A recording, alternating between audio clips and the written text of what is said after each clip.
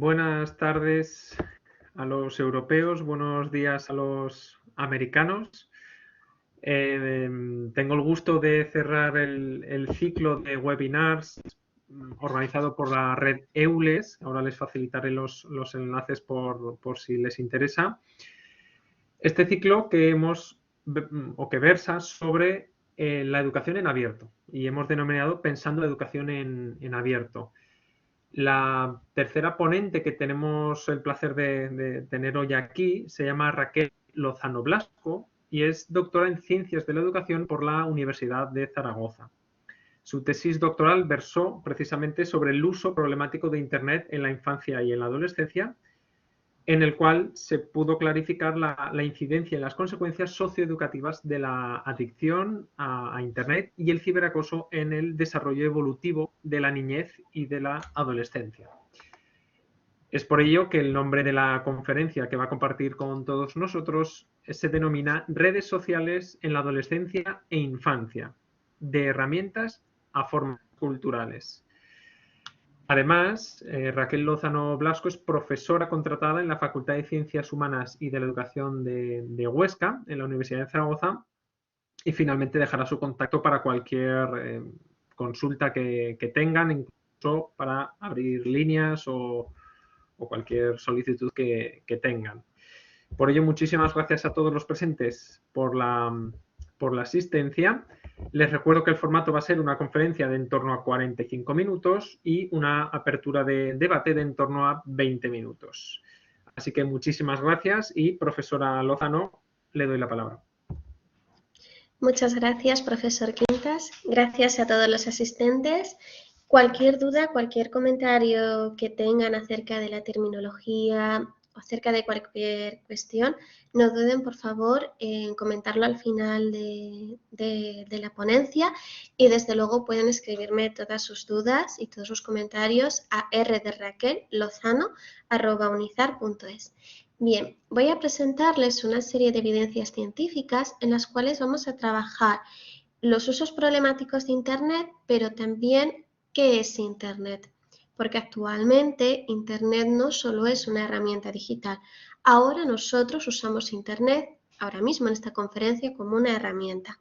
Pero tenemos que tener presente que las nuevas generaciones ya no es solo una herramienta, ahora es una forma cultural.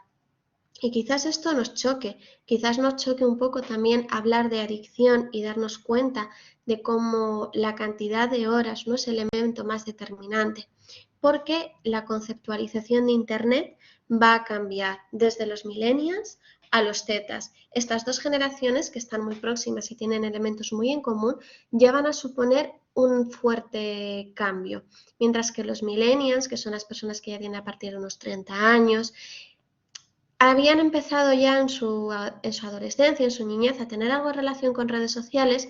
La generación Z y, por tanto, todos nuestros alumnos actuales, bien sean de educación infantil, la etapa universitaria, todas aquellas personas que tengan como mínimo 28 años, ya son Zetas y, por tanto, tienen un concepto diferente.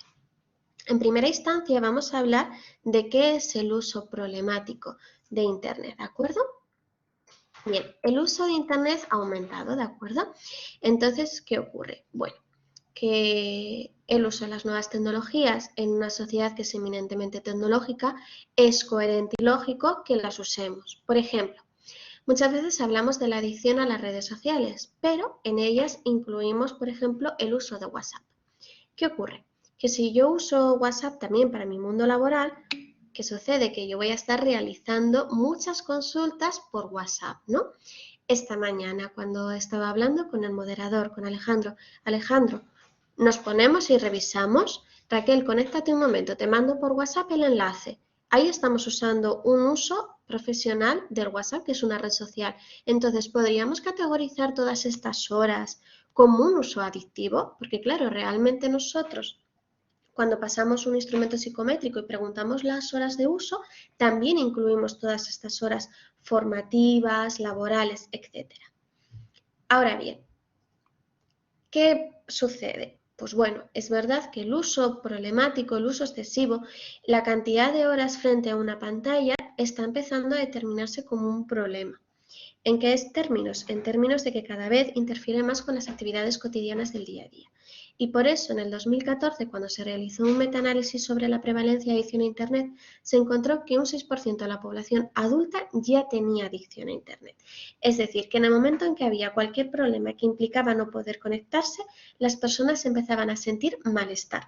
Ahora bien, hay una diferencia cultural muy importante, de forma que vamos a tener que entender toda esta conceptualización en lo que es la cultura. Y quizás llama la atención porque en el siglo XXI, en una sociedad eminentemente tecnológica, quizás hablar de cuestiones culturales en relación a las redes sociales y el uso de Internet puede resultar extraño, ¿no? Porque Internet siempre ha saltado barreras físicas, barreras temporales, que podamos estar ahora mismo conectados personas de diferentes países y quizás choque un poco.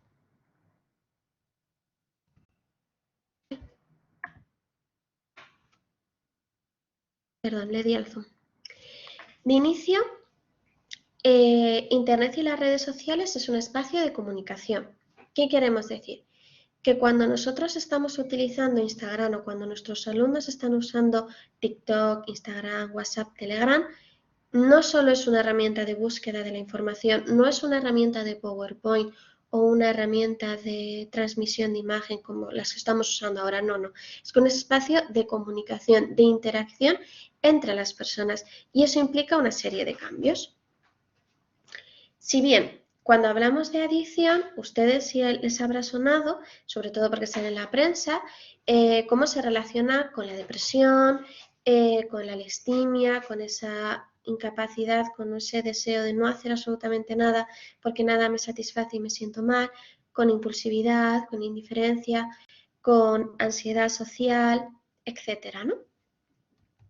La verdad es que la adicción a Internet como término y como conceptualización de un problema, tiene una elevada comorbilidad con muchos aspectos.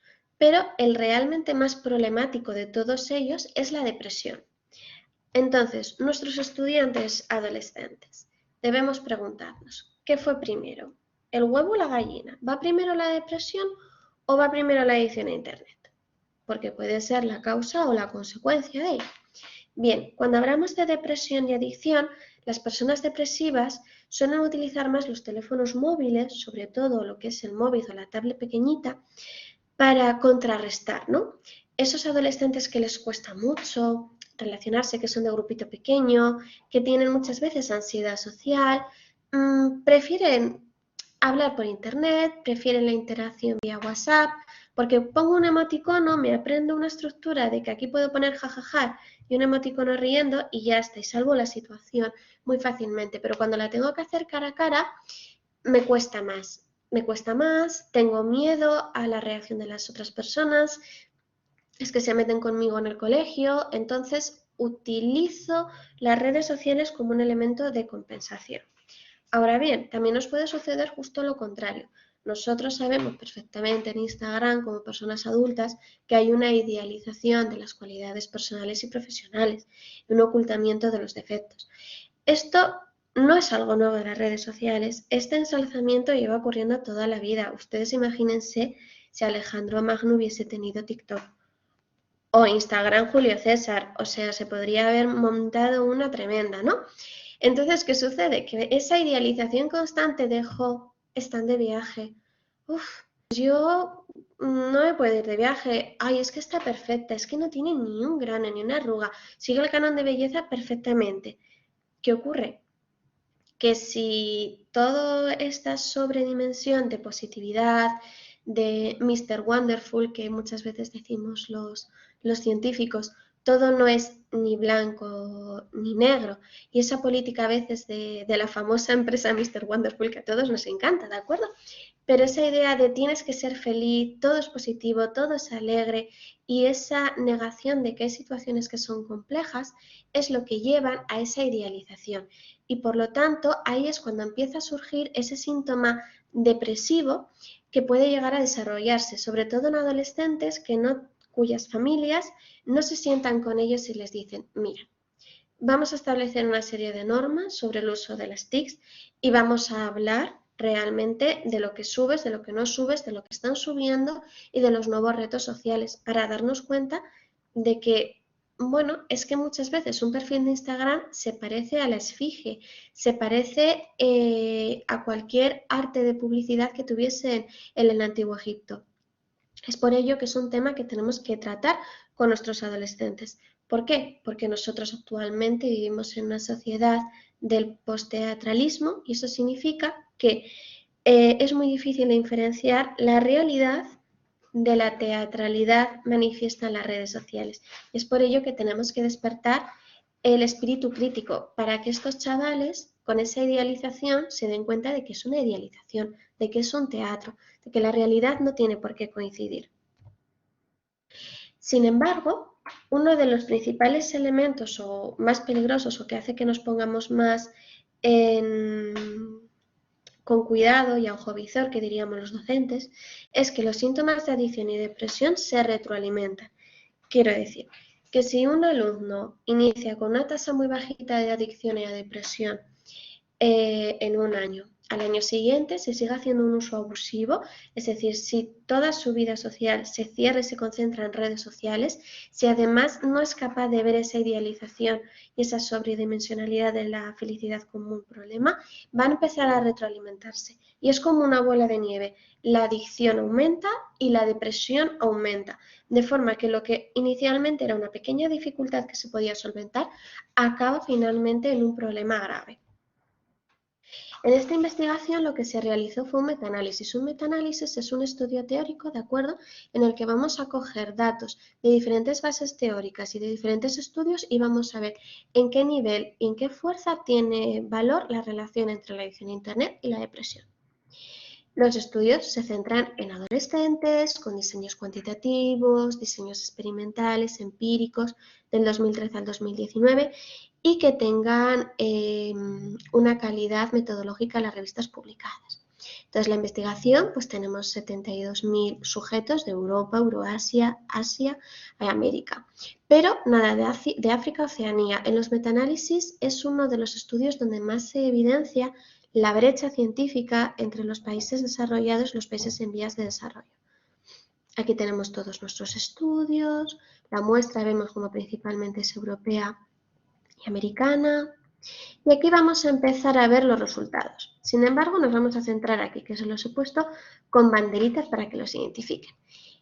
Es muy sencillo. Vemos las banderitas de Israel y de Turquía. ¿Qué significa? Significa que Israel y Turquía tienen una de las puntuaciones más elevadas. Sin embargo, no son las que más elevadas lo tienen. Tenemos aquí varios estudios que tienen también una tasa muy, muy alta. Mientras que hay otros que vemos que no tienen una relación tan fuerte y hay otros que hacen unas estructuras un poco extrañas, ¿verdad? Bien. Estados Unidos vemos que, bueno, en la media-baja. Asia tiene una diversidad muy fuerte, esto siempre ocurre en los metaanálisis. Cuando queremos estudiar población coreana, población japonesa y población china, sobre todo en China, hay una diversidad muy grande dentro de la propia nación y siempre hay una diversidad muy fuerte en los países asiáticos. Y los más graciosos son los países europeos. Tenemos a la cabeza de las adicciones a Reino Unido. Y luego Alemania y Francia nos enseñan una cosa muy curiosa y es esta pequeña diferenciación. Esta pequeña diferenciación que ustedes ya estarían pensando esto a qué se debe, es la diferencia entre el sexo masculino y el sexo femenino. Aquí que encontramos que cuando estamos hablando de adicción y depresión tenemos que hacer especialmente énfasis y tener mucho cuidado con los chicos, con nuestros adolescentes, porque están más afectados de esta comorbilidad que las niñas. ¿De acuerdo? Entonces, ¿qué vamos a ver? Vemos que la adicción depende de la cultura, porque hemos visto que hay mucha variabilidad de países, del género y también de cómo se estudia la depresión y la adicción. Es decir, aquí tenemos una dificultad muy grande. La adicción a Internet, como ustedes bien saben, no está categorizada dentro de la OMS y la APA. El día que esté establecida como una patología, habrá un montón de noticias diciendo por fin la OMS ha considerado la adicción a Internet un trastorno psicológico. Sí que es un trastorno psicológico el juego online, pero no la adicción a Internet. ¿Qué sucede? Que cuando yo no tengo claro cómo voy a diagnosticar algo, por ejemplo, el COVID durante esta pandemia. Al principio decíamos unos síntomas, luego otros, luego podían ser, luego no podían ser. ¿Qué sucede? Que la variabilidad es muy grande. Actualmente, con los estudios de prevalencia y metaanálisis, lo que se ve es que la cantidad de horas consumidas es la variable menos importante de todas. ¿De acuerdo? Las variables más importantes de una adicción a Internet es la tolerancia y la interferencia con otras actividades. Es decir, nosotros como docentes nos vamos a preocupar cuando el niño está en el recreo y en lugar de estar jugando con sus amigos o hablando, está así con el WhatsApp, mirando redes sociales, dando likes, poniendo corazones, etc. O reaccionando a cualquier vídeo de TikTok. Ahí tenemos un problema. Cuando el adolescente no quiere salir el fin de semana con sus amigos a dar un paseo o hacer una actividad familiar porque prefiere estar conectado, cuando se cae el wifi por algún momento y cogen un enfado y una rabieta tremenda y brutal. Cuando el niño, la única forma de calmarse y de quedarse tranquilo cuando es pequeñín, cuando estamos en la primera infancia, es poniéndole una tablet y es al único que hace caso. Al único que le gusta, el único contenido que tiene interés es la tablet y pasa de jugar con juegos simbólicos, con otros niños, con su familia. Ahí nos vamos a preocupar. Y hay otro aspecto muy importante que son las diferencias culturales. Ustedes muchas veces, si tienen redes sociales y si tienen perfil de Instagram, de TikTok, habrán visto el fenómeno de la chancla voladora.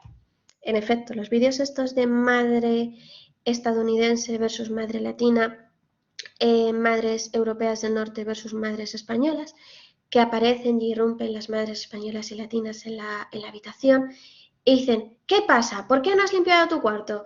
No sé qué, no sé cuántas. Y aparecen las otras madres, cariño, ¿estás bien? ¿No quieres hablar? No pasa nada, te dejo tu espacio. Esta broma, que es una broma cultural en la que muchísimas personas se ríen y hacen humor, un humor muy sencillo, lo denomina Buckingham como cultura del dormitorio. ¿Qué es la cultura del dormitorio? La cultura del dormitorio es un fenómeno que está pasando sobre todo en los países centroeuropeos y del norte de Europa, en el cual los adolescentes tienen su espacio en Internet y en su habitación, tienen sus propias redes sociales, sus propios medios tecnológicos y los padres no se enteran absolutamente de nada. Porque además ocurre una cosa, cuando un adolescente o un niño coge una red social y el adulto llega, se produce un proceso de migración y entonces el adolescente y el niño vuela a otra red social. Esto es lo que nos ha sucedido con Facebook. Los adolescentes, los jóvenes no usan ya Facebook. Es extraño. Facebook lo usan los baby boomers, los millennials, pero la generación Z, los alfa ya no te están usando Facebook. Vamos a hablar ahora, a enfocarnos de este tema que es un poco más general, más enfocado a la adolescencia, en qué sucede en la primera infancia. Vamos a empezar a estudiar un poco qué sucede. Bueno, entiendo que muchos de ustedes habrán visto a lo largo de los últimos años un carrito con un bebé chiquitín de 1 o 2 añitos y el móvil y la tablet así delante.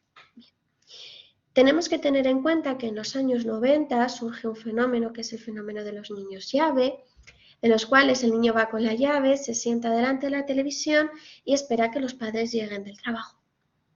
De forma que la televisión era la nana, la nani. Entonces, cuidaba a los niños. Surge un término que Giddens lo denomina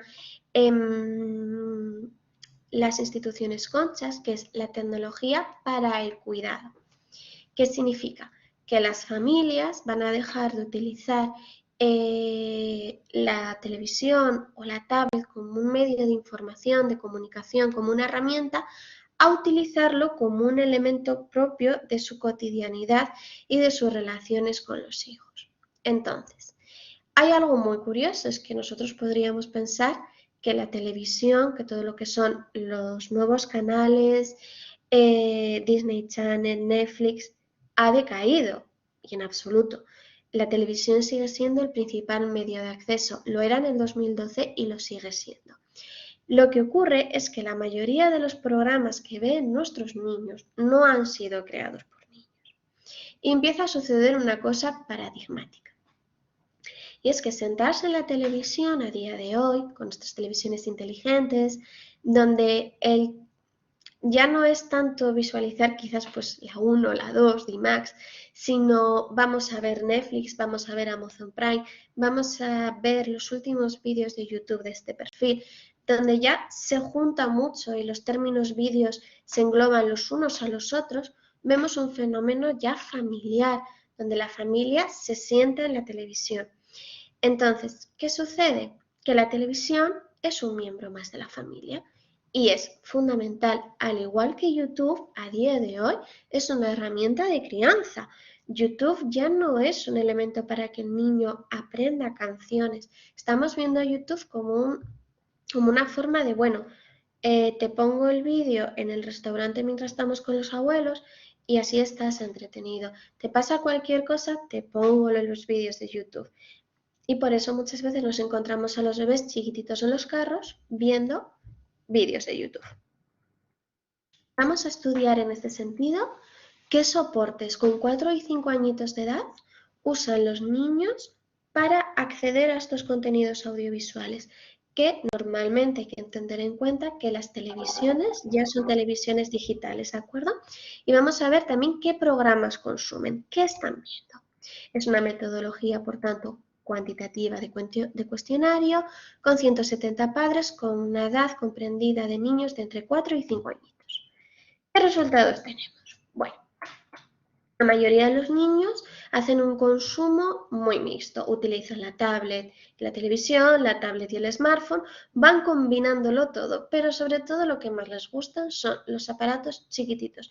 Cuando están con sus padres en gran grupo ven la televisión, pero cuando ellos están solos lo que más consumen siempre son aparatos pequeños. No nos olvidemos de que en la etapa de educación infantil tenemos los principios de Montessori. Todo tiene que estar adaptado a su tamaño. Por lo tanto, el móvil y la tablet les vienen perfectos, les encantan. Son pequeños, fáciles de usar, dan mucha luz que les encanta y les capta muchísimo la atención y tiene colores vivos y además se mueve. Entonces es que es perfecto para ellos, les encanta.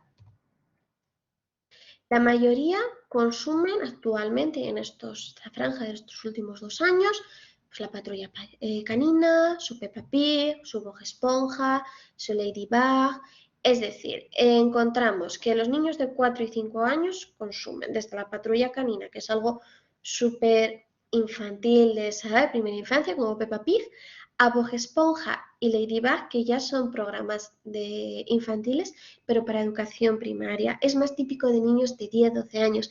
Está más destinado, las secuencias son más complejas, es más complicado, ¿no? Tiene una trama que se extiende a lo largo del tiempo, mientras que la Patrulla Canina y Peppa Pig están más destinados a la primera infancia. Hay una diversidad tremenda. Es muy gracioso los padres que un 11% de ellos que exponen que ven dibujos. No me sé su nombre, pero ellos ven dibujos. U otros. Sin embargo, la inmensa mayoría, lo que nos dice la evidencia científica más allá de estos resultados, es que lo más importante a día de hoy es Peppa Pig, Masha y el oso, Pocoyo, tiene una relevancia muy importante y que lo consumen a partir de muchos canales, pero siempre se centran en esa tipología de dibujitos. ¿Qué ocurre? Que cuando hablamos ya nos centramos en televisión, encontramos como buena parte de las familias dicen que no ven ningún programa, luego veremos qué ocurre, pero la mayoría sí que exponen que ven programas que no son infantiles. Exponen que ven El Hormiguero, Horas de Aventuras, Futurama, Rabbids, Shin-Chan, Los Simpson y Padre de Familia. ¿Son dibujos animados? Sí, son dibujos animados. Son historias que están pintadas, que están diseñadas, que no están protagonizadas por un actor, pero no nos olvidemos que Futurama, Hora de Aventuras, Los Rabbids y demás, o Shin-Chan, no son contenidos para niños. Shin-Chan es un contenido que hace gracia a los niños pequeños, pero en realidad es una sátira muy fuerte de la sociedad japonesa del 2000. Claro, ¿qué sucede? Que las familias cuando normalmente ponen la televisión, los padres no están delante. Entonces encontramos que si el niño, un 15 y un 26% de los padres nos exponen que apenas están presentes, ¿cómo van a ayudar a ese niño a interpretar eso? ¿No? o si están presentes y están viendo vídeos con contenidos que son para niños, no son para niños, ¿qué hacemos, no?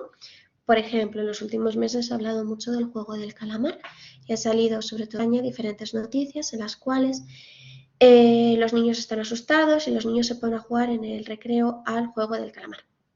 Claro, el juego del calamar es una sátira de la sociedad coreana con un nivel de violencia muy elevado, muchísima sangre, asesinatos por todas partes, y no son contenidos que sean perfectos para educación infantil ni para ningún niño pequeño, ni siquiera seguramente menores, ¿no? Entonces, claro, ¿qué ocurre? Como un niño de educación infantil de 5 años se sabe el juego del calamar y te dibuja los símbolos del juego del calamar. Nos llevamos a pensar hasta qué punto las familias comparten espacios con contenidos que no son propios de la infancia en el salón y hasta qué punto se está trabajando, porque es algo que ocurre. Me acuerdo, bueno, y yo creo que todos los que hemos estado alguna vez en un colegio lo sabemos, pone la película de Tiburón y a la mañana siguiente ya tienes a unos cuantos niños con unas ojeras así, asustados, y misteriosamente, claro, habían puesto Tiburón la noche de antes y te llegan 4 o 5 niños y dices, pero bueno, ¿qué hace este niño viendo una película para mayores de 18 años hasta las tantas de la madrugada?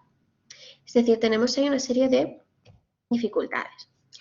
La población consume productos a partir de la televisión, ¿de acuerdo? Porque son televisiones que son digitales y la oferta de programas es muy amplia. El problema es que estamos observando que esa idea de público infantil, horarios protegidos para los niños, no acaba de funcionar. Las familias siguen presentando contenidos que ellos quieren consumir y los niños al final los acaban consumiendo. Son contenidos que no están preparados para la primera infancia, por lo tanto el niño no acaba de entender, el niño juega el juego del calamar y medianamente quizás incluso le haga gracia, pero no es consciente de lo que hay detrás, no es consciente de esa agresividad, de esa violencia, o sí que la pueden ver y luego tener pesadillas por la noche. Vamos a ver qué ocurre con el caso de YouTube, que tiene una relación muy importante. Cuando hablamos de YouTube, tenemos que tener en cuenta que es una red social la más consumida por la infancia, de lejos, y es una red social que se mantiene muy bien en el tiempo. No es una red social como Facebook que ha tenido un bajón muy grande, o Telegram que también baja, Instagram que está empezando a perder fuelle. No, YouTube es la red social por antonomasia. Da igual la edad que tengan, es algo increíble, se mantiene, o sea, YouTube se mantiene siempre, siempre crece y tiene unas tasas muy positivas. Vamos a estudiar los principales canales de YouTube destinados a primera infancia. Antes serán 4 y 5 años, ahora vamos a estudiar de 0 a 2 añitos. Y vamos a ver el crecimiento de fans, todo lo que se llaman indicadores clave de rendimiento, que son los fans, las reproducciones, la cantidad de me gustas, crecimientos, etcétera. Y como estamos durante la fase de COVID, que fue cuando se realizó el estudio, comparar y estudiar también la variable del COVID, que es muy importante. Perdón, de 0 a 5 años, no de 0 a 2. Tenemos 16 canales, ¿vale? Que están seleccionados en España por la cantidad de fans. Estos son nuestros canales. Tienen una cantidad de fans muy alta y sobre todo tienen muchas visualizaciones. Cuantas más visualizaciones, el canal más dinero y más apoyo recibe. Estas visualizaciones no tienen nada que ver con, por ejemplo, influencers. Es decir, el Baby Shark es más potente que el Instagram o el TikTok de Cristiano Ronaldo o de cualquier celebrity. O sea, Baby Shark, que es un caso internacional en el cual ha llegado a todas partes del mundo, o Pocoyo, son fenómenos internacionales que ya les digo que, bueno, a los principales influencers y celebrities de nuestra actualidad, de nuestro mundo adulto, les encantaría tener el número de visualizaciones, de me gustas y de compartidos de Baby Shark, porque eso es el culmen de la capacidad de compromiso y de generación de comunidad en una red social. Vamos a utilizar una serie de instrumentos de captación de datos y vamos a coger también datos del Centro Europeo de Control de Enfermedades y hacer un tratamiento de ellos. Entonces, este estudio se realizó durante la pandemia, del 24 de marzo del 2020 al 24 de agosto del 2020, ¿de acuerdo? Y tenemos que tener muy en cuenta la variable COVID. Vemos cómo tienen un crecimiento diario muy elevado. Pocoyo está creciendo diariamente un 10,21%. Cantajuego Bebos un 14%. Happy Learning Español un 73%. Es decir, son crecimientos diarios muy elevados. Muchas veces en economía se habla de que hay que tener cuidado con el crecimiento de las criptomonedas porque no es normal que una empresa crezca tanto. Bueno, pues aquí en estos canales es realmente llamativo cómo a lo largo del tiempo, porque aunque esto sea una pequeña franja, se viene analizando la evolución y crecen muchísimo diariamente. Y cada vez crecen más y crecen más y crecen más, sobre todo en la cantidad de fans, es decir, tienen una capacidad de captación muy importante, porque es que parece que todo niño que ya tiene un añito o dos y los padres ya les ponen Pocoyo, les ponen el Baby Shark o el Pollito Pío, ya actualmente, uy, esto le gusta a mi niño, le doy, me hago fan, me hago seguidor. Es por ello que es una red social realmente curiosa. Vemos la media de las visualizaciones, como fue muy alta al inicio de la pandemia, conforme llegó la época estival fue cayendo, luego volvió a iniciarse y como hay de hacerle una curva un poquillo semejante al COVID. ¿Cuáles son los vídeos más consumidos? Realmente a nuestros niños más chiquititos lo que más les gusta, y es lo lógico, en aquellos vídeos con muchas visualizaciones, muy divertidos, muy llamativos, con mucho color, etcétera. Es decir, son vídeos alegres, son vídeos infantiles que están hechos para que gusten. ¿Cuál es el problema? Que a partir de los 6-7 años pueden llegar a preferir el juego online a los juegos en interacción con sus compañeros. Es decir, no pasa nada porque vean esto, no pasa nada porque les gusten, pero cuando el niño ya es pequeñito, ya tiene 5 años y nos prefiere 4 o 5 años, nos prefiere el juego, el ver vídeos de Pocoyo al juego simbólico, con la importancia que tiene el juego en todo el desarrollo educativo, podemos imaginarnos lo que puede suponer en el desarrollo evolutivo de ese niño que prefiera y esté viendo más Pocoyo hacer juego simbólico en casa. Supone un hándicap enorme, pero claro, es que Pocoyo, los niños juegan a Pocoyo a día de hoy en el colegio, los niños juegan a Masa y el oso, es decir, forma parte de su cultura, es algo muy relevante, es que sin Pocoyo no entendemos a día de hoy la infancia. Bueno, los papás durante esta época lo que más buscaban para buscar vídeos para sus niños pues eran las palabras de Pocoyo, niño, español, tuititu, que esos también son muy graciosos, hay muchísimos vídeos, etcétera. Es decir, los padres ofrecen de manera constante este tipo de visualizaciones a sus niños. El uso de la red de YouTube ha tenido un crecimiento al alza, ya de normal crece, pero es que con el COVID creció todavía más. Con el consumo de canales fue mayor durante el confinamiento obligatorio y luego ya fueron reduciendo conforme los niños ya podían salir a jugar. Es lógico y habitual, hubiésemos tenido un problema si los niños quisieran seguir encerrados en casa. Y crece una vez se incrementan de nuevo los diagnósticos de COVID en agosto y se ve como otra vez la política de España es que, bueno, el distanciamiento social y como los niños ya dejan también otra vez de sociabilizarse y volvemos otra vez a las redes sociales como medio de crianza para reforzar y suprimir conductas, como medio de cuidado, como medio de tranquilizar al niño, ¿no? Entonces, está mediado en este sentido estas franjas por esa parte del confinamiento, pero no debemos olvidarnos de cómo YouTube lleva desde hace muchos años siendo una herramienta de cuidado y de apoyo a la familia y es algo que no debemos olvidar los educadores. Y ahora vamos a hablar de algo muy llamativo entre los profesores, que siempre nos sucede, que son los roles de género y las princesas Disney. Vale. Normalmente, a lo largo de diferentes estudios, hemos encontrado cómo hasta hace bien poquito, porque ahora actualmente llevamos 2 años donde hay mucha sensibilización y se está viendo un cambio muy, muy positivo y enriquecedor hacia la inclusión, pero veíamos cómo había un estereotipo muy sexista en el que el hombre tenía unas características, la mujer otra, y donde además en todo lo que era sobre todo el consumo de España se jugaba mucho a la guerra de los sexos, ¿vale? Entonces, en teoría, según los rasgos psicológicos, prototipos y asociados por estereotipos, encontramos como los hombres pertenecen a una categoría bastante hegemónica de independencia, confianza en sí mismo, objetividad, pero torpeza en sentimientos, hay como la bestia de La Bella y la Bestia, y las mujeres pues oscilamos entre el eterno femenino, la madre altruista, la esposa amante o las neuróticas, que son las malas de las películas. Realizamos en esta investigación pues una investigación cuantitativa y cualitativa en la que trabajamos con grupos focales y con cuestionarios online con familias y docentes de educación infantil primaria y secundaria. Bien. Lo que vemos es que las familias manifiestan que los programas que consumen sus hijos hay poquitos casos de sexismo. Las familias tienen dificultad muchas veces a la hora de encontrar e identificar casos de sexismo porque es un elemento tan cultural y tan interiorizado que les es difícil. Sin embargo, es verdad que en el caso de las princesas Disney encuentran un cierto porcentaje ya bastante amplio que sí que hay algún caso, ¿no? Bien. Vamos a ver las princesas Disney. Las princesas Disney empiezan con una visión acorde a la época de eterno femenino para finalmente, a partir de Mulan, de Mérida de Brave, de Moana, de Frozen con las hermanas Elsa y Elena, a perfiles no prototípicos en los cuales todos los niños y las niñas se pueden reflejar en mayor medida.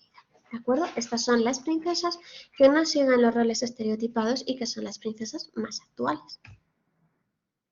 ¿Y luego qué ocurre? Pues que los personajes que son las antagonistas y que normalmente son mujeres son presentados como neuróticas y encontramos a mujeres que siempre son más mayores, que no están en la juventud y que no cumplen el prototipo y el canon de belleza estilizada o esa belleza que muchas veces se asocia con el infrapeso, ¿no? De forma que cuesta encontrar mujeres ya de avanzada edad que no sean malas, es decir, si hay un antagonista, el antagonista es mayor, además con sobrepeso, no sigue el canon de belleza, etc. Las docentes de infantil y primaria consideran que Disney ha mejorado mucho y ha sido capaz de ofrecer nuevos modelos de niñas y de princesas inteligentes, valientes, determinantes. Pero ¿qué ocurre? Que encontraron como no había tanta diferencia entre Elsa y Anna de Frozen, ya saben que los niños nunca hablan de Elsa, siempre es Frozen, como de las clásicas como es la Cenicienta, Bella, Blancanieves o Ariel. Sin embargo, los docentes exponen cómo esas producciones clásicas que tanto les gustan a los niños vienen de los cuentos clásicos que las familias seguimos transmitiendo cuando contamos Blancanieves, Los Tres Cerditos, son cuentos de tradición indoeuropea. Entonces encontramos cómo todos esos cuentos y toda esa literatura de clásicos que nosotros ofrecemos con todo el amor y cariño del mundo a nuestros niños refuerzan más esa visión y cómo las docentes encontraron que es muy importante partir de la literatura infantil y juvenil para ofrecer otros modelos. Es decir, no se trata de eliminar a la Bella Durmiente ni a Blancanieves, sino ofrecer más ejemplos.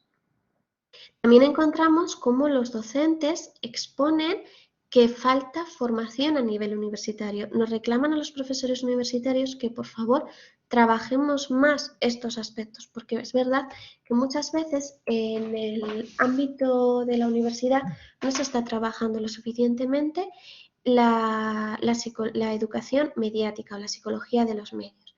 Ahora bien, ¿qué sucede? Que muchas veces la visión de la familia y la visión de la escuela no son iguales, chocan. Entonces, hay un conflicto. ¿Qué ocurre? Que cuando los maestros de infantil notaban que la familia entraba en conflicto, optaban, nuestra muestra, por no actuar. Pero si corría algo que justificase su intervención, que hubiese algún niño o alguna niña que realizase un comentario que fuese sexista o que no fuese correcto, en el ámbito y entendiendo lo correcto desde la inclusión, sí que actuaban corrigiendo el comportamiento, interviniendo en clase y ofreciendo otros modelos como por ejemplo el libro álbum, que es muy bonito, Las princesas también se tiran pedos. Es un libro muy útil y que les encanta a las maestras de infantil para utilizar en el aula. Las familias y los docentes sí que muestran esa preocupación por la versión transmitida, pero se nota que no hay una unanimidad. ni en los docentes ni en las familias, en torno a todo lo que es el uso de Internet. Es decir, ¿qué problema tenemos? En resumidas cuentas, tenemos que, por un lado, el uso de Internet se centra en caracterizarlo como patológico por el número y la cantidad de horas, cuando el número y la cantidad de horas de exposición a una pantalla no implica adicción. Lo que implica de verdad una adicción y un problema es la interferencia, que los niños que ya son pequeños de 3-4 años prefieran poco yo a jugar a juego simbólico con sus amigos. Tenemos un problema de interferencia cuando el niño solo sabe responder o tranquilizarse, calmarse cuando tiene a poco yo o a Baby Sha, y las familias no saben dar recursos para recuperar esta situación. Allí tenemos una dificultad. Tenemos una dificultad cuando nuestros adolescentes tienen un problema para relacionarse cara a cara y se ocultan bajo perfiles de redes sociales. Sin embargo, ¿qué ocurre?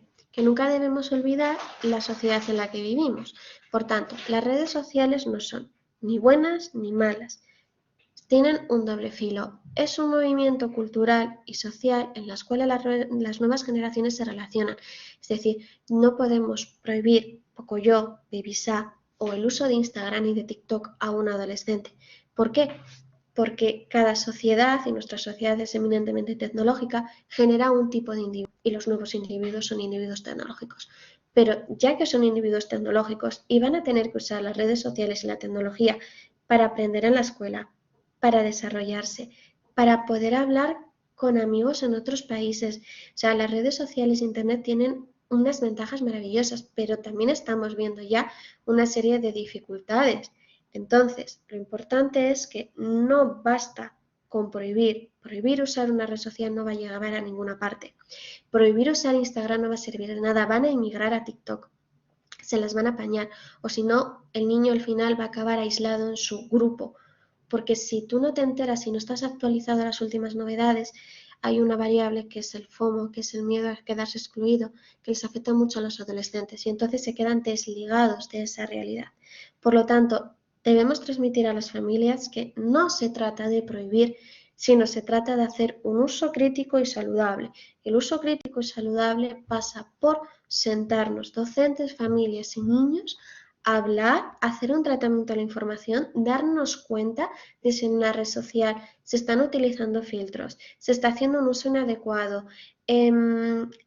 También denunciar situaciones de bullying, de ciberacoso, dar parte, informar, avisar, pero no negar el uso de las redes sociales, porque nosotros también desde su primera infancia como adultos se lo estamos dando. Entonces, no es cuestión de ahora te lo doy, ahora te lo quito porque me asusto, sino, bueno, vamos a ver un ratito poco yo, si quieres, durante la comida, si al niño le cuesta mucho comer, o después de la comida, vamos a ver un rato todos juntos la patrulla canina, pero los contenidos de adultos para los adultos, los contenidos de los niños para los niños, y en familia compartimos contenidos propios, pero desde un uso crítico y reflexivo. Muchas gracias, espero que les haya gustado y me quedo con ustedes para cualquier comentario, cualquier sugerencia. Dejo de compartir, ¿verdad?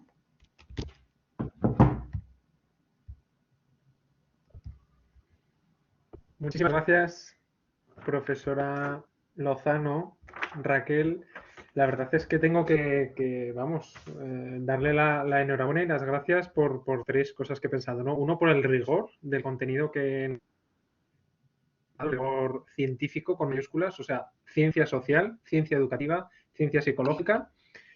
Dos, por ajustarse al tiempo que nos permite ahora hablar, y eso como moderador a mí me tranquiliza mucho, que siempre me sabe mal avisarle a un presentador de, por favor, ajústese al tiempo, y por supuesto por la claridad del discurso y de la temática. Se nota que está muy bien formada, que está muy preparada, que lo ha practicado, que lo ha ensayado, y eso ahora mismo lo podemos ver. Invito a todas las personas que tengan dudas, comentarios, cuestiones, que lo planteen por el chat. Yo he ido apuntando, soy del ámbito TIC también, soy del informática y me quedo asombrado de que, bueno, no asombrado, ilusionado de que siga apuntándome cosas, ¿no? Incluso siendo un poco del área. Detalles, matices, nombres, autores que siempre te llevas. Ha habido mucha información y ha habido un tema en concreto que es, bueno, el primero, el general, las redes sociales, que de alguna manera siempre se simplifica este debate y están, bueno, los tecnófobos, los tecnófilos, las redes sociales son el demonio y nos han traído una sociedad peor y una generación peor, y aquellos que, bueno, es que, pues que como que las idolatran o las hipostasian, vamos a decir. Entonces, claro, ¿qué hace falta aquí? Pues precisamente lo que ha aportado esta conferencia, ¿no? Rigor, tranquilidad, estudio, datos, porque ha habido muchísimos datos y me alegro de poder revisionar la conferencia para retomar algunos detalles porque es muy, muy interesante, ¿no? Al inicio ha comentado que las redes sociales e Internet no solo es una herramienta, y en tanto que comunicación es símbolo, lenguaje. Y además ha mencionado interacción. Esto es muy, muy importante a mi ver, ¿no? Yo pensaba, interacción implica precisamente que YouTube o cualquier otra red no solo actúa sobre el niño, o mejor dicho, al revés, no solo el niño actúa o elige las redes sociales, sino que hay una interacción que nos influye, que nos determina como un alfarero, ¿no? Entonces, eso a la gente, a los padres, incluso a los profesores, se les olvida que aquello que tú consumes, de alguna manera, también te consume, en tanto que te forma, te da unas ideas, te quita otras. Hubo unos padres que vinieron a hablar conmigo porque estaban preocupados porque en las clases de infantil de sus hijos utilizaban los profes dibujos animados a todas horas o el proyector encendido las 6 horas, ¿no? Y los padres no sabían si eso estaba bien o mal. De alguna manera intuían, se les encendía una alarma como, ¿esto está bien? Si ya por la tarde ven dibujos animados en casa, también vídeos por la mañana, etcétera. Es una pregunta que quería plantearle como experta en el tema.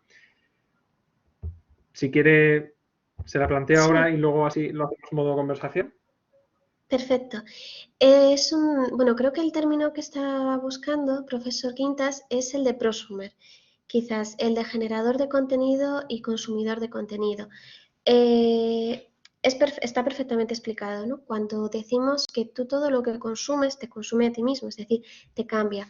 Actualmente los adolescentes generan una comunidad, ¿de acuerdo? Entonces, en esa comunidad, mediante los comentarios, mediante las reacciones, las stories, ellos reaccionan los unos con los otros. ¿Qué ocurre? Que poco a poco, mediante la creatividad, se van generando nuevos contenidos y van interaccionando. Hay algunos momentos, como por ejemplo YouTube, ha prohibido los comentarios en los canales infantiles destinados a los niños. ¿Por qué? Porque aparecían otros usuarios que eran trolls, que muchas veces eran también menores de edad y que bajo ese anonimato de la red social atacaban. Entonces, por ejemplo, YouTube ha optado por cerrarlo todo. Y luego, claro, depende mucho de la finalidad que nosotros le demos. No pasa nada si en el colegio estamos consumiendo vídeos para trabajar la competencia comunicativa en inglés. Es que es maravilloso. O sea, en YouTube se puede aprender muchísimo inglés. Podemos trabajar las competencias kinestésicas, las musicales. Perfecto, incluso autonomía. Hay vídeos de YouTube de Pocoyo destinados a cómo limpiarse las manos cuando, por ejemplo, estaba todo el tema del COVID mucho más fuerte. Y teníamos ya canciones donde explicaban a los niños cómo limpiarse las manos. Ahí encontramos un caso que es muy positivo.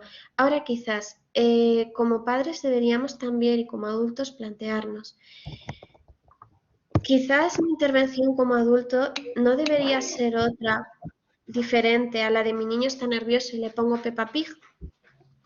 Pues claro, ¿eso a qué nos recuerda? Yo como adulto me pongo nerviosa, me ha salido mal una clase, me han suspendido las alumnas y bueno, no me pongo Peppa Pig, pero igual me cojo un bol así gigante de helado de chocolate y me pongo a consumirlo. Y mi yo psicóloga me diría, qué maravillosa manera de ocultar tus sentimientos y de afrontar la solución que haciendo el avestruz y en lugar de meter la cabeza debajo de un agujero te hinchas helado de chocolate. Esto es lo que nos sucede muchas veces con las familias que no saben gestionar las rabietas, las situaciones, el uso controlado de Internet, porque a los niños hay que decirles que no. Y todos los maestros de infantil sabemos lo duro que es y lo que te parte el alma decirle a un niño de 3 años que no. Pero es que los niños necesitan marcar límites claros, desde un estilo democrático, límites claros y mucho amor y cariño. Desde luego los abrazos, los besicos, las palabras cariñosas nunca van a faltar y el apoyo incondicional, pero los niños necesitan también escuchar la palabra no. Entonces quizás no deberíamos juzgar la actuación de las maestras que seguramente estarán utilizando vídeos para trabajar el inglés y porque, por ejemplo, el niño antes de ir a la escuela está consumiendo durante media hora, 45 minutos, dibujos animados. En lugar de quizás estar durmiendo o dormir un poquito más y prepararnos y llegar a tiempo a clase y no ir corriendo y compartir ese espacio con la familia para hablar y generar un espacio de comunidad o favorecer la autonomía del niño y que se aprenda a vestir solo.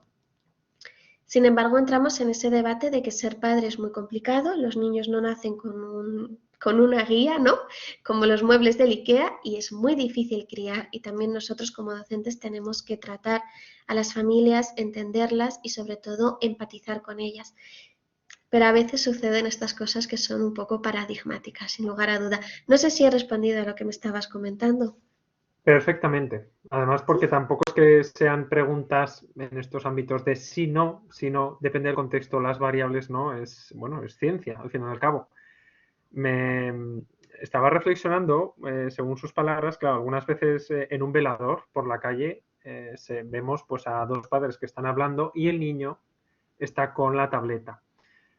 Claro, no, habría que preguntar más para tener más información, pero algunas veces parece que estas redes sociales o cualquier contenido digital a través de una tableta o un smartphone es una excusa o está casi como una coartada para que el niño se entretenga, es decir, para que no dé mal. Y en ese sentido, lo ha comentado en su conferencia, es un mal uso de la tecnología. La tecnología nunca tiene que ser una excusa, tiene que tener un propósito, una intención, sea de entretenimiento y de ocio también, pero claro, un ocio limitado. Hay un principio en tecnología educativa o en dieta mediática, que también ha abordado un poco su conferencia, la dieta mediática, que es el principio de alternancia. Es decir, no tanto o lápiz digital, sino pues en según qué contexto, o sea, no tanto el o coges lápiz o coges la tablet. O haces deporte tradicional o juegas a videojuegos, como si fuera toda una dicotomía que no puedes elegir. No, tiene que ser un y. Una alternancia en según qué momento. Claro, como bien ha dicho ahora mismo, pues en lugar de estar viendo otros dibujos animados, si es que ya los han visto por la tarde, etcétera, igual conviene más dormir esa media hora. Entonces hay que pensarlo. Si los padres utilizan la tecnología para que los niños, en este caso infantil, que se ha centrado mucho en la etapa infantil, no den tanto mal, o para que los padres descansen, claro, es un mal uso de la tecnología y puede promover, quizá, corríjame, conductas ansiosas, conductas impulsivas o un descontrol total. En este sentido, quería, bueno, remarcar que me ha sorprendido, claro, yo no soy experto en psicología, cómo precisamente lo que marca la depresión no es, no, perdona, la adicción, no es el gran uso del tiempo, ¿no? La duración del uso, sino más bien la interferencia con otras tareas, que eso sí lo he explicado, pero no me queda claro la tolerancia, que creo que ha mentado también. Sí, la tolerancia hace más referencia, al igual que, por ejemplo, cuando hablamos de las cajetillas de tabaco, ¿no? Al principio me quedo tranquilo con un cigarro. Antes de entrar al trabajo, a la semana siguiente ya necesito un cigarro antes y luego después otro del desayuno. Y a la siguiente semana ya no son 2, son 3. Entonces, cada vez aumentamos más la cantidad. Ya no me satisface ver 5 minutitos masa y el oso antes de ir al cole, ahora quiero ver 45 minutos de masa y el oso. Porque mi cerebro también se adapta. El cerebro hay que entenderlo, ¿de acuerdo? Como si fuese una máquina, ¿de acuerdo? Y el cerebro, pues es que le gusta lo que le gusta. Entonces coge la costumbre, me vuelvo adicto porque eso me produce emociones que me gustan, me genera mucha calma, me genera mucha oxitocina, estoy muy tranquilo, muy bien. Pero claro, ¿qué sucede? Que en el momento en que me lo quitas, los niveles de cortisol empiezan a incrementarse, porque es que me has quitado lo que a mí me gusta. El caso más habitual, adolescentes que acaban de iniciar su amor romántico y que como no vea en el recreo al niño, la niña que le gusta, es un día malísimo. Un nivel de estrés, un nivel de ansiedad, llorando, lo paso fatal, es decir, tienen mono. Porque el amor es el mismo principio que las drogas, ¿de acuerdo? Es un poco fuerte decirlo, pero es que a nivel biológico y neurológico es muy semejante. ¿Qué les pasa a estos niños? Si no me ofrecen otra cosa más que estar quizás aburrido sentado en el carro todo el tiempo y lo único que me ofrecen son vídeos de YouTube, pues es algo que me acostumbro. Y además tenemos que tener en cuenta que la neurología, siempre se dice que la neurología está en pañales, pero hay ya bastantes estudios que empiezan a hablar de consecuencias a nivel neurológico. Estamos empezando a ver cómo los niños tienen muy bien desarrollado toda la parte occipital de la visión. Maravilloso, o sea, tienen una visión que nos van a salir todos unos pilotos de naves super mega espaciales. Si algún día tenemos naves espaciales, van a salir maravillosos para controlar los controles. Pero toda la parte prefrontal, que es toda esta parte de aquí donde está el control, empieza a verse en algunas investigaciones ya reducida, ya con una capacidad de autocontrol pequeñita, reducida. Son muy poquitos porque todavía no es algo que se esté estudiando mucho, pero esperemos que no sea una trayectoria ascendente. Pero ya hay investigaciones que nos lo están señalando, así que eso sí que es, por ejemplo, un elemento preocupante. Muchísimas gracias por las respuestas que añaden más información aún. Querría una pregunta casi ya no como científica o psicóloga o maestra, sino también a nivel personal. ¿No cree que las redes sociales, tal cual están construidas, de alguna manera saben perfectamente cómo funciona el cerebro? Es decir, no como estamos haciendo en este foro, ¿verdad? Analizando las consecuencias, etcétera, sino que a priori las redes sociales, TikTok, Instagram, incluso WhatsApp, están muy meditadas, muy hechas sutilmente para basarse en una psicología de la atención, una psicología de la memoria, de la estética, y en ese sentido sean per se, en sí mismas, un poco tendentes a la adicción, en sí mismas. Sí, claro, obviamente son empresas y cuando nosotros trabajamos con una empresa hay que tener en cuenta que además de la responsabilidad social que la empresa tiene, la empresa gana dinero y la empresa quiere beneficios. Entonces, Baby Sha no es una canción que se nos haya ocurrido en 5 minutos. Baby Sha está perfectamente estudiado todo. Cada uno de los movimientos, cada uno de los colores, la música, el ritmo. O sea, hay un equipo detrás muy grande. Es tal la capacidad que tienen que se han generado nuevas profesiones. Es que ahora mismo el influencer es que es una profesión, pero es que no hablemos ya de influencers, es que tenemos los gamers en YouTube que van por su lado, los instagramers de las rutines, el no sé qué, o sea, son tremendos y tienen una capacidad bestial, pero ya no solo eso, es que incluso en el ámbito del lujo, cuando las empresas, lo que nosotros hemos estudiado de los perfiles de empresas de lujo en Instagram, es como cada vez van captando más la atención de las nuevas generaciones y te van metiendo productos de lujo para que ahorres mucho y entonces te compres este producto de lujo. Porque es súper importante, porque es que todos los influencers lo tienen y todo el mundo sube sus selfies, sus stories con este producto. Entonces, en lugar de comprarte pues quizás un rímel en la farmacia, una máscara de pestañas que te cueste 5 euros, que sea buena, no una máscara horrible que no sabes dónde ha salido, no, te gastas los 70 para poner la story de estoy con mi máscara de pestañas súper cara. Igual la máscara de pestañas no tiene mayor importancia porque pueden ser 70 euros, pero vosotros imaginaos el tema de la ropa, zapatos, complementos y un estilo de vida que no es una economía saludable. Entonces, las redes sociales son empresas y la empresa va a ganar dinero. O sea, no es una ONG, no es Cruz Roja. Entonces es algo que tenemos siempre que tener en cuenta. No significa que sean el diablo, ni que vayan a destruir el mundo, ni muchísimo menos, pero son empresas que ganan dinero y que trabajan y tienen a muchas personas detrás. Pero vamos, que la Universidad de Zaragoza tiene un montón de gente contratada para las redes sociales. Sí, sí, totalmente. Perfecto, ¿no? Me alegra escuchar esas reflexiones. Claro, una pregunta que escuchándole me hacía es, ¿una red social hecha por personas o especialistas interesados en la educación y en la pedagogía? ¿Sería posible, no? Difícil, pero es decir, que Sí, no tengamos, porque nosotros como investigadores, hoy por ejemplo, pues, si yo me quisiera hacer rico, desde luego no estaría en la universidad, me dedicaría a otras cuestiones, seguro, en una empresa, etcétera. Entonces, claro, si nosotros tenemos una intención psicoeducativa, se podría hacer una red social, si es que igual ya existe y la desconozco, que tenga de partida, de nacimiento, una intención puramente educativa y no solo comercial.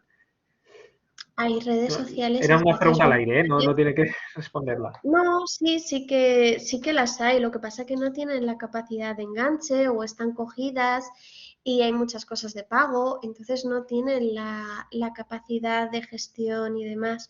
Es que no sé cuántas personas necesitaríamos para generar una red educativa que de verdad funcionase. Es muy, muy, muy complejo. Entonces, estaría muy bien, la idea es preciosa, yo te la compro. Nos ponemos cuando quieras a ello, pero sí, me temo que sería Entiendo. complicado.